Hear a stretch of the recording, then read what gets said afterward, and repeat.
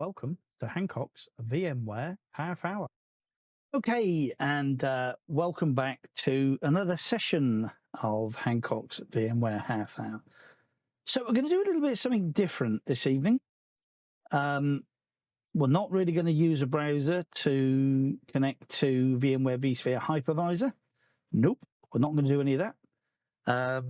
And it's a little bit connected with VMware because I'm going to go back to these. And let me just turn that. It's a little bit convoluted here. I could really do with another desk, or I could really do with another office. So just bear with. There we go.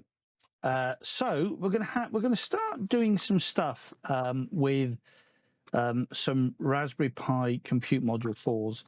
And I'm sure that you've heard of these and you've seen these. I've mentioned them before. Apologies, I've just knocked the camera. You've probably seen these before. They are now available. They were very difficult to get hold of in COVID. And the reason why I'm going to concentrate on these is because of this boy. And I have already mentioned this in the video. If I can basically just put that so you can get a better view of that. There we go. That's a Turing Pi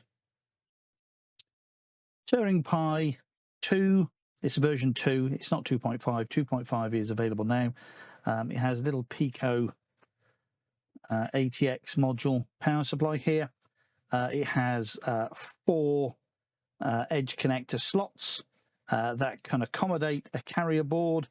And on the carrier board, you can plug in a Raspberry Pi CM4. I hope you can see that there. This one's actually basically got a heatsink on, and that one's not got a heatsink on. But we could, maybe I will, in this video, we'll put that heatsink on as well. I've got one here, available from our well-known. These are just cheap and cheerful. Geekworm. I no idea who that is.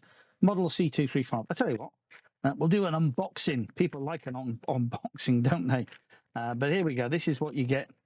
Tell you what, I'll move that out of the way. I'll put that back over there for the moment, providing it doesn't all fall on the floor. And we'll have a little look what we got in our packet here. So we've got a heat sink. We've got some screws and bolts, nuts and bolts. We've got some heat pad. We've got some instructions. Those are handy. And we've got an empty packet. It's even got a UKCA mark. And at the moment, I notice that Uptime Industry Labs, they've got a problem with certification at the moment. So this is actually basically coming from Manchester, but probably imported. Yeah, there's a Manchester address, but there's also a manufacturer which is out in Shenzhen, China. But anyway, cheap and cheerful from that well-known thing. Anyway, I'm digressing because we weren't really going to do that. I'm just going to have an espresso. I've got some lovely cups that were purchased for my birthday by my partner. Very, very tactile, nice little cups. So I'm going to have an espresso.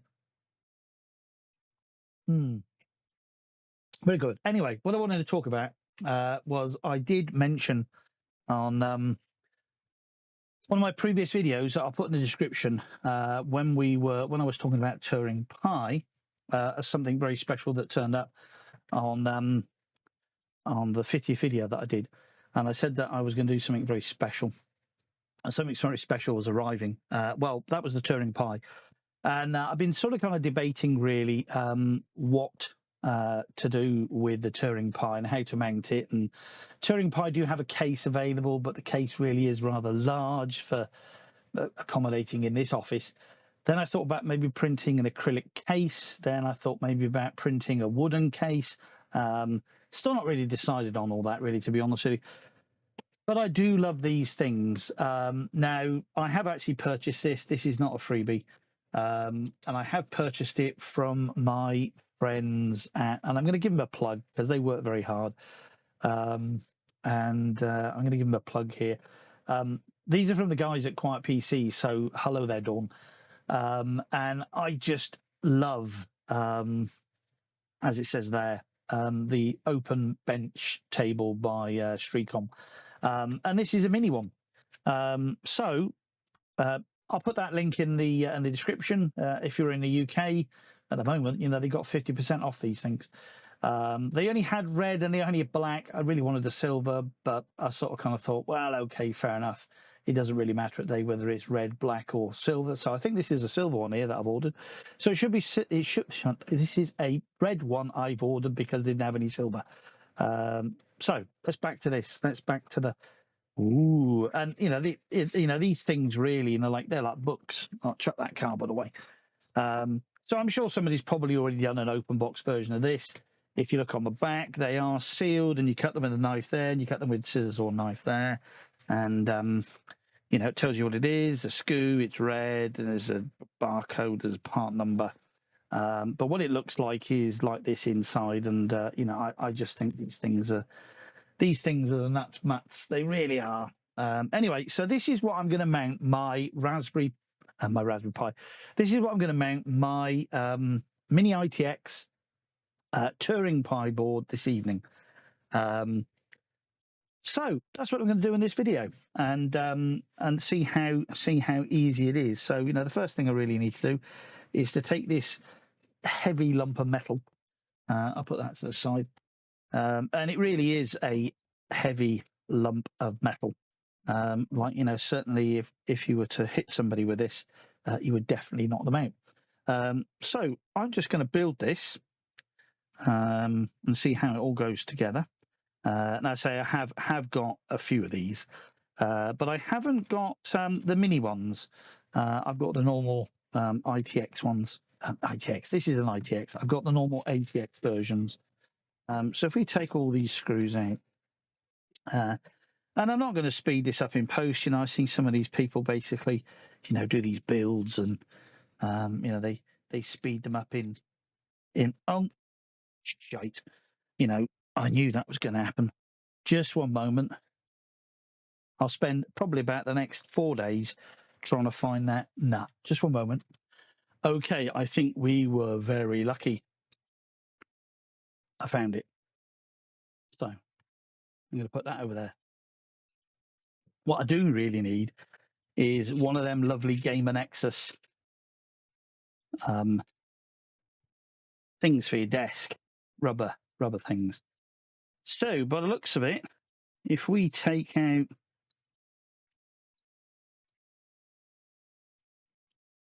that those washers there, and we take out those washers there and those washers there, put them aside, and this is like the Krypton factor. Anybody ever watch the Krypton factor? Okay, so that's got a screw out.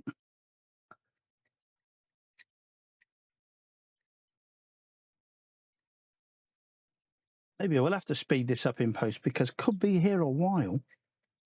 Nah, that's not. Yeah. Oh, hang on.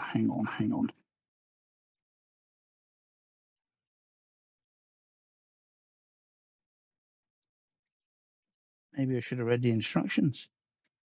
Tell you what, you know, this might actually basically get an awful lot of viewership as it goes.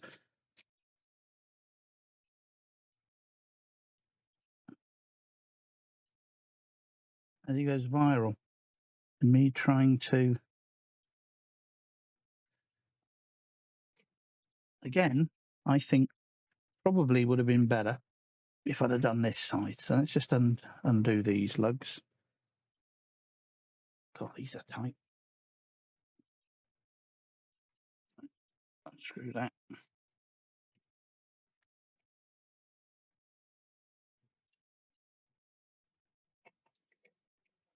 Yay, there we go.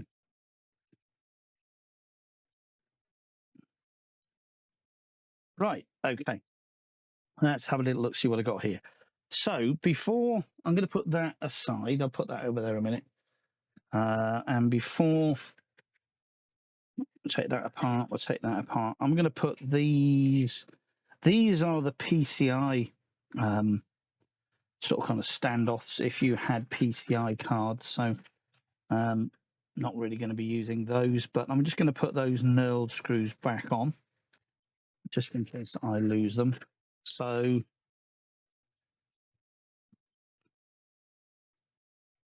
put those there, and then put those there.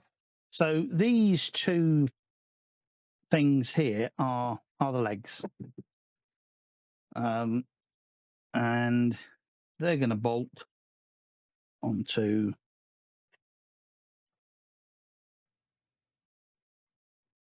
here, like that, and like that. So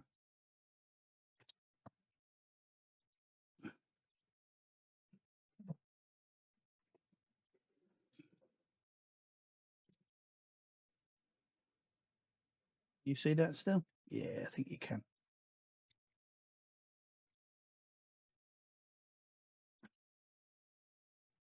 Talk amongst yourselves. I'm thirsty. It's warming. I think the weather has warmed up here in the UK. Hang on, I've just got to. And these are all just done up finger tight, you know, so.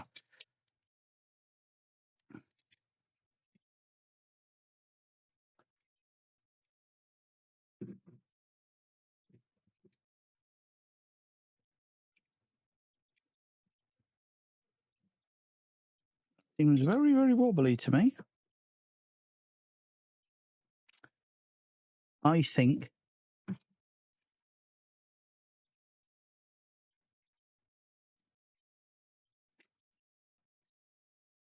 looking at the screws, I think I've put the wrong ones in, you know. They're quite long. And I don't think the threads are that long either on these pieces. Oh, dear. Need to open a window. Let's just check. These are the screws I took out. They're quite long. Nah. Those are the wrong ones.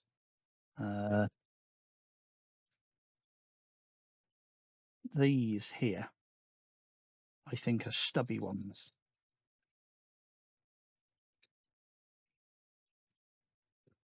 I think they're shorter. No, they're not shorter. Okay, so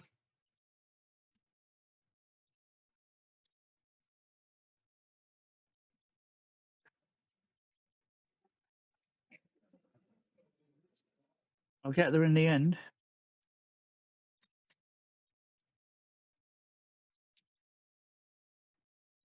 I'm trying not to cross thread them.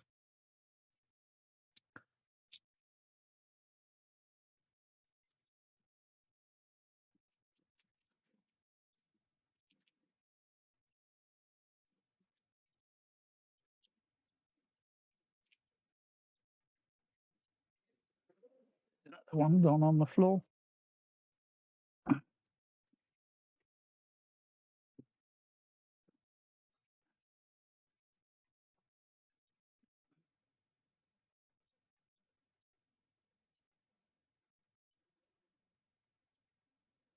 Okay, I'm getting there. What I remembered was that there are two types of thumb screws. There are M3, and then a funny, let me read the manual. M3 thumb screws and 632 thumb screws. So they have different threads. So it's important that you're not an idiot and you actually basically get the threads the one way around. Also, I also found that it's probably my weakness that I did have to resort to a screwdriver just to give these a little tweak to just tighten them up to where I wanted to be. So my bad. So again, I'm just going to basically have a little look at, get this one tightened up, and then we can you see that? Hang on, I'll just put in, I think this is the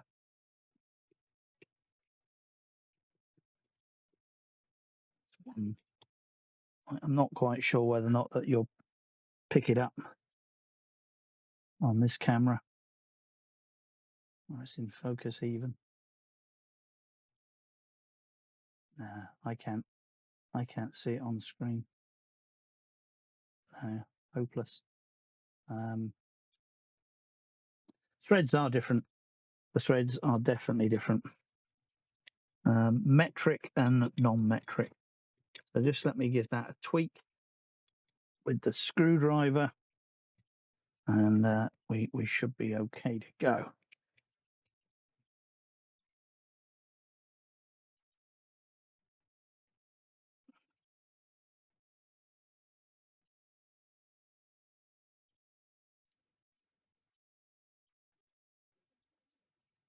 Okay, so there we have one secure mini bench. Talking to a friend. Well, I want to say talking to a friend earlier. I was exchanging Discord messages. We don't talk anymore, do we? We do social things. There we go. So that's what it's like. You can see that. Yeah, I was exchanging messages socially with a friend earlier, and he sort of kind of turned around and made a comment and said, "Well, he said, I don't really understand what's portable about that. It seems to defeat the object."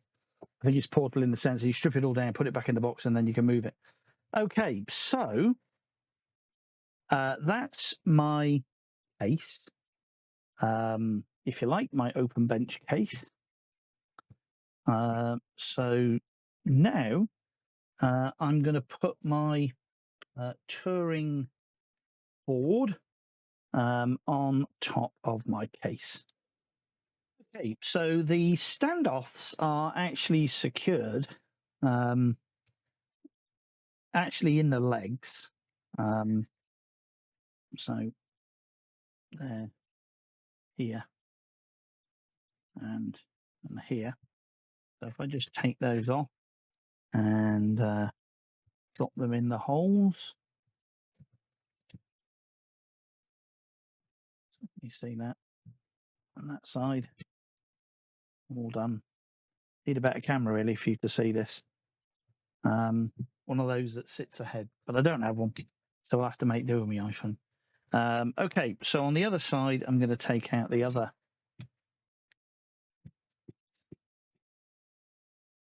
Take out the other standoff, and I'm going to secure the hole as well. Do that one over there. And we'll do exactly the same with the other standoff.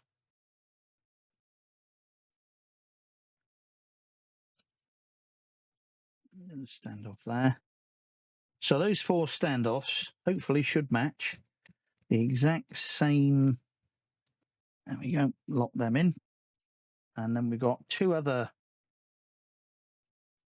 standoffs, which are for, I believe, I think the other standoffs are for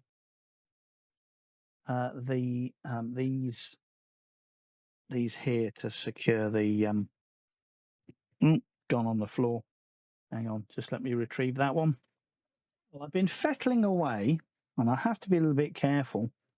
And that's sort of kind of what it looks like. I have to be a little bit careful because I've actually basically found that. That's what it looks like. The Turing Pi mounting holes are too small for the push pins to go through. So therefore, it's not actually snapped into place, and it's just resting on top of the pins, which is a bit of a pain in the ass, to be honest with you. Anyway, let me screw that one in. Not that we're going to use that really, to be honest with you. I could just store it out of the way because it's probably going to get in the way. And the other one is on the floor. Just for a moment. Hang on, I got the other one retrieved off the floor. So, you know, can I recommend this? Or as much as I like the mini aluminium open benches, I'm going to have to be a little bit careful because, like, if I don't move it, it's fine. But, you know, it is a bit It is a bit loose, but like everything in Hancock's VMware half hour, you know, everything's peaked on all the time. So I'm puzzled. I might have to, I think these are maybe threaded, so I might need to get some little screws possibly. I don't really want to force the Turing Pi board because I've known these boards to crack before. But I think that the actual mounting holes are just too small. So I don't know whether or not that Turing Pi has used non-standard holes in the board compared to PCBs, that is. And I think this is the thing, you know, that this is designed for, well, it's designed for an ITX motherboard. This is an ITX motherboard, but probably a PC motherboard and not a Turing Pi motherboard, because definitely I think that these offsets, these holes are just too small. And I just, although it does say in the instructions using a little bit of force, I just don't think that there's any way that those are going to go through. So that's yeah, that's a pain in the ass. But anyway, that is my Turing Pi ITX mounted in an open bench test case. I just have to remember that, Edward, I can't go mobile with it, mate, because it'll fall off. Anyway, that's all I wanted to show you, really. I tell you what, this has been about 20 odd minutes, so I tell you what, I'll come back and I'll do another video where we stick a heatsink on a CM4, because that's got a job I got to do anyway, because otherwise the guys at ESXi ARM, and you know who you are, will be tweeting again to me saying, get a heatsink and fan on that CM4. Anyway, once again, I hope that you've enjoyed this little offshoot of Hancock's VMware half hour while we start exploring more Raspberry Pi ARM things. And people keep asking me and saying, what are you going to do with all this? Well, quite simply, I have quite a lot of Linux-based virtual machines that are based around the Intel 86 platform. And there is no need for them to be on that platform anymore. So they are going to be migrated to this platform. Now, when I mean migrated, you can't obviously migrate 86 to ARM. What I mean is that I will create new virtual machines based on ARM, probably Ubuntu. And then what we will do, then we will migrate the services. And we will get them running on this, because this fully populated is about 40 to 70 watts. We're not going to put any storage on this because we use NFS on our NAS.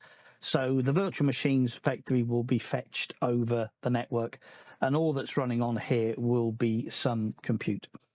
Anyway, so I hope you've enjoyed watching this slightly Krypton factor of how to put together an open bench and fail. So again, once again, thanks so much for joining me, and good night and goodbye. Okay, I'm back. Little edit, little update. I'll just tag this on the end. I won't bother cutting it in, because I had a thought that these push pins don't fit. And as you can see, I've been going through my boxes of crap. You know, I've been collecting these for 30 years or more. These are all my little boxes of screws and knickknacks, and bloody hell, you know, I've got loads of them. You know, like, look at the jumpers that I've been collecting over the years. See that? Full of jumpers. Not that we need them anymore, but they're quite handy, actually, basically, if you're reprogramming CM4s. Anyway, we'll come on to that, because you need a jumper. Not a woolly jumper, not a Christmas jumper, PC jumper. Anyway, so these standoffs of the push pins, they're too big. They're too big. They're not going to work. But then I was actually having a little look around at the other bits and bobs that you do with this case. And I'll have to actually basically have a little look at the other one I've got, really, to be honest, if I did this before. But I've got 4 standoffs that have got screw fixings. So I don't have to push the... oh, you have to have strong thumbs for these. You don't have to have. Is that another one? No, that's the push pin. I've gone and picked up the push pin again and screwed it in. Go over there. Okay, so you don't have to use push pins. You can use the open threaded and screw on the motherboard that way, which is, to be honest, really, never really a fan of pushing down motherboards on push pins, really, to be honest. Right, there we go. So we now have, if I just grab our Turing Pi, now I've got some screw holes. And I'm sure I can probably find some motherboard type screws if I look through my little box of stuff. I'm actually basically looking for I'm actually looking for some washers, and I've got, this is a real problem when you magnetize your bloody screwdriver. You get all the bloody screws.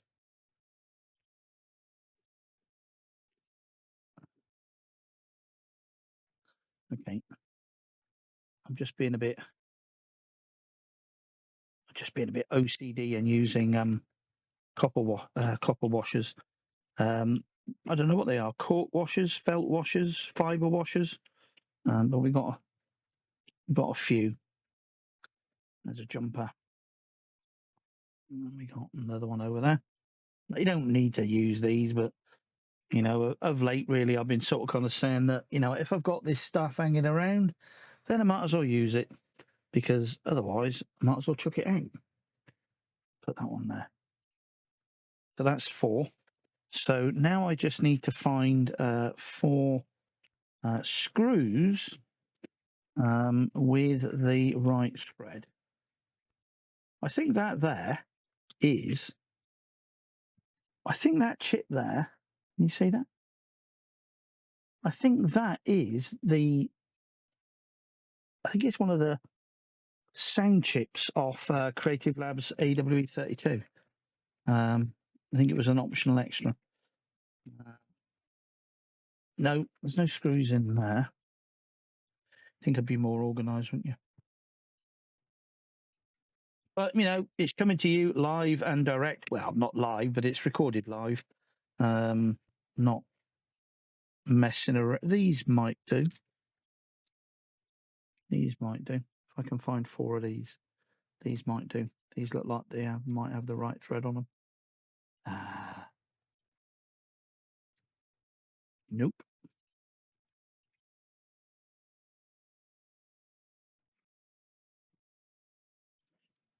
Goes through the washer. But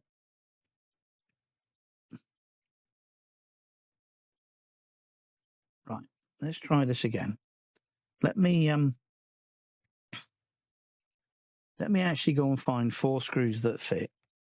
Otherwise, it could be another 30 minutes while you watch that.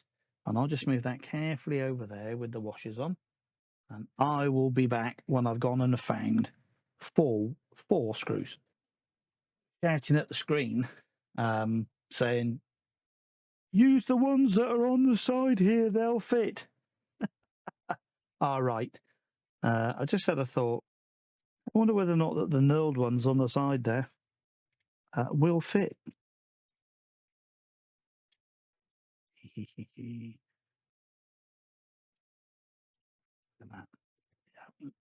I'll unscrew another one. Like, we have got some other screws that we can use because we can actually, I'll show you this when we do it. I'll have to dig out somewhere here. We have a few spare Corsair fans. So we can connect Corsair fans at the side here to blow some air across, or this way, because trying to find, you're gonna have to do some rewire. I have it in, like, there are headers for each of these sockets. When I've screwed this together, I'll see if I can get the video on it. And this is the last screw going in, or the last thumbnail going in. Yeah, look at that. Brilliant. Absolutely brilliant. There we go. Okay, let's put that over there. So here we go. Turing Pi. That's not going to fall off. But I was actually basically referring to, if I use a screwdriver here, and here, and here, and here, some fan headers, but they're a very small micro JST 1.25, I think, something like that. And you don't get an awful lot of fans fitted with them. So to take a fan off there, would require some rewire. Anyway, so I just wanted to kind of come back and turn around and say to you that, if you use the right standoffs with the right knurled screws, then you can mount your Turing Pi on a little red open bench case, which is what I want to do in the lab. Because as I said, I haven't really decided, and it was just getting a little bit, to be honest, really, it was falling on the floor and all sorts. And I thought, oh dear, need to do something about this, really. Okay, so again, that's it. Thank you very much for watching. If you've got any questions or comments, then please put them in the description. And if you've enjoyed, Hancock's VMware half hour, although to say this is a little bit of a branch off from Hancock's VMware half hour, but we are going to be using the VMware vSphere hypervisor ESXi 8 for ARM on this. So it still sort of kind of comes under the VMware banner, but it's a little bit of a diversion from Intel 86. And we'll have a little look at Windows 11 ARM, and we'll have a little look at Server 2025 ARM, as Microsoft has decided. Don't know if they're ever going to launch it as a product or not. I don't know. It'll be interesting to see. But, we do now have a Windows 11 ARM ISO download, and anybody can download now. So it'd be interesting to see, really, as to how ARM picks up in the data centers, really, to be honest with you, in the future, and whether or not that it becomes a thing or not. Anyway, so thanks very much for watching. Endorse, subscribe. If you don't like it, then don't like it. And leave a comment. So once again, thank you, and goodbye. Bye-bye.